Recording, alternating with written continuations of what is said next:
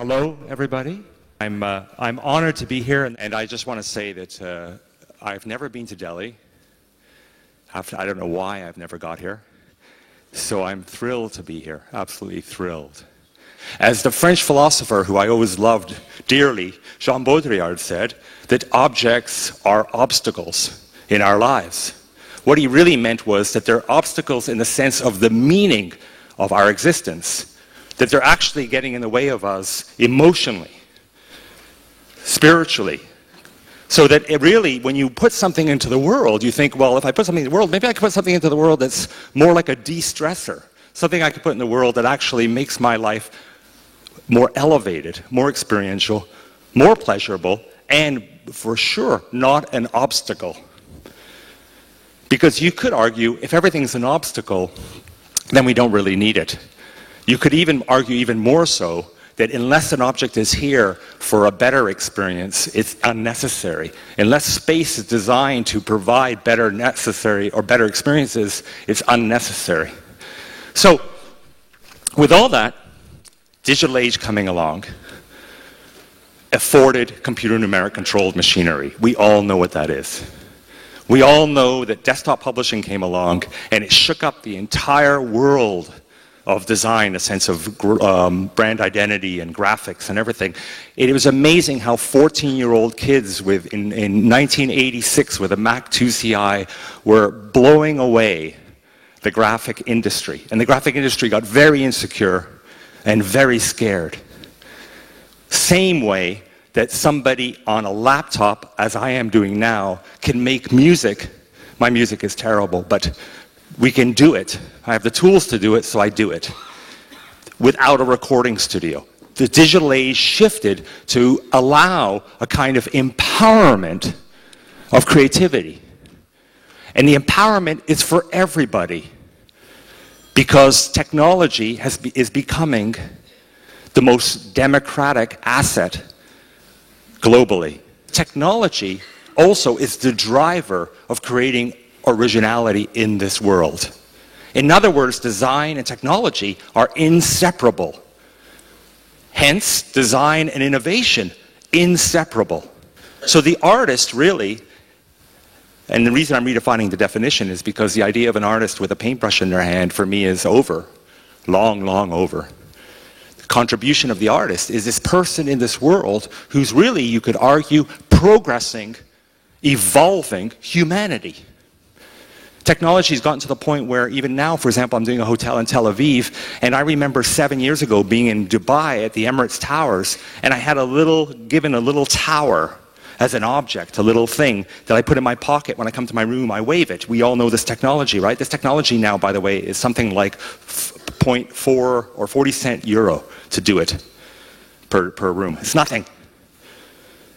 So I'm like, oh, what a great idea, a little object, wave. So I'm doing a little hotel in Tel Aviv right now, and I realize, oh, even more so, why do I need to wave it? So I come into the hotel and I get a little object, but that object I get is a fantastic, cool little object. It's something I want to keep forever, and I can actually attach it to my keys, and I put it in my pocket, and when I walk up to the door reads that it's in my pocket, and the door opens. What's even more so, I walk into the room, and the lights come on because it sensors. So this little thing in my pocket is doing everything. I'm at the bar to buy a drink. I don't need to sign anything. I got this thing in my pocket. That technology is something like 10, 12 years old. It came out of San Francisco. I know the company. I know several companies are doing. It's nothing. What about the age we live in now? You know the age we live in now? I call it the casual age of casualism. What is that age of casualism? 60% of the world's shoes are the running shoe. That's the age of casualism. The age of casualism is no ties. The age of casualism is no suits. Age of casualism is self-expression. So even philosophically or mentally, the idea of casualism is the idea that I can be whoever I want. 20 years ago when Bill Gates said Casual Friday, that turned to Thursday, Wednesday, Tuesday, Monday. Now, the funny thing is my office manager in my office every Friday comes in with the most formal suit and tie on.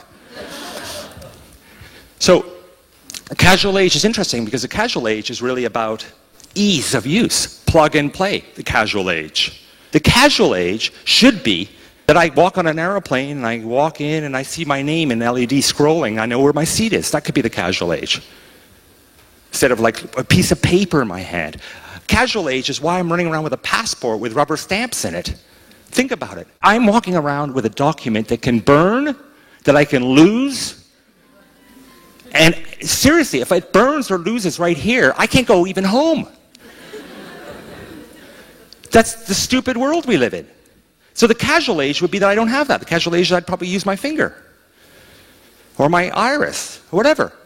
The casual age is this idea that it's seamless, that I'm navigating, moving through space, and I'm not getting interrupted. Things are not obstacles. Like when I'm in my office, for 8-9 hours, I'm sitting on a Herman Miller Aran chair.